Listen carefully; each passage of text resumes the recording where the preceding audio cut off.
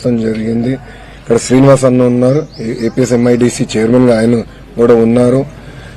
మంగళగిరి ప్రజల కళ 100 పడకల ప్రభుత్వ ఆసుపత్రి, అది కూడా మొన్న శాంక్షన్ చేయించుకుని కేబినెట్ లో దాన్ని కూడా త్వరలో శంకుస్థాపన అయిపోతున్నాం.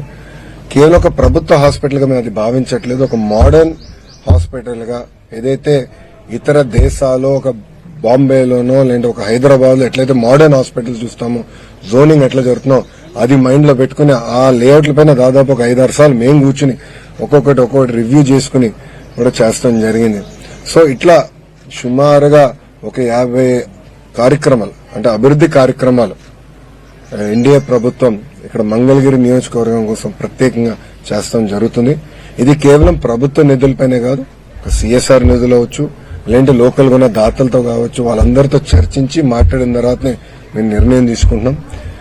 మంగళగిరి అంటే చేనేత, చేనేత అంటే మంగళగిరి.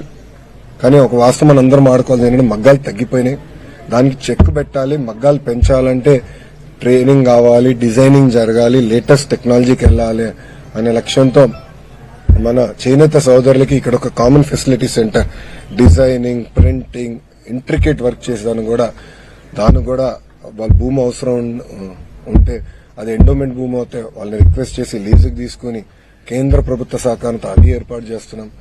ఇక్కడ మాకు స్వర్ణకారులు కూడా ఎక్కువ శాతం మంది ఉన్నారు, వాళ్ళ కోసం ప్రత్యేకంగా జెమ్స్ అండ్ జ్యువెలరీ పార్క్ కోసం డిజైన్ చేస్తున్నాం. అంటే డిజైనింగ్ కానివ్వండి, మ్యానుఫ్యాక్చరింగ్, రీటైలింగ్, ఈ 3 ఒక 75 ఎకరాలు ఇంటిగ్రేటెడ్ పార్క్ కింద చేయాలనే లక్ష్యంతో అక్కడ ఎక్కువ శాతం స్థానికులకు అవకాశం కల్పించాలనే లక్ష్యంతో ఎన్డీఏ ప్రభుత్వం పనిచేస్తుందని మంగళగిరి ప్రజలందరూ తెలుపుకుంటూ, ఈ వీడియో నచ్చితే లైక్ చేయండి. అలాగే మా ఛానల్ ని ఫస్ట్ టైం కనుక చూస్తున్నట్టయితే ఇప్పుడే సబ్స్క్రైబ్ చేసుకుని పక్కనే ఉన్న గంట సింబల్ ని యాక్టివేట్ చేసుకోండి. అప్పుడే మేము పెట్టే ప్రతి వీడియో మీకు నోటిఫికేషన్ గా వస్తుంది. అలాగే ఈ వీడియో పూర్తిగా చూసినందుకు ధన్యవాదాలు.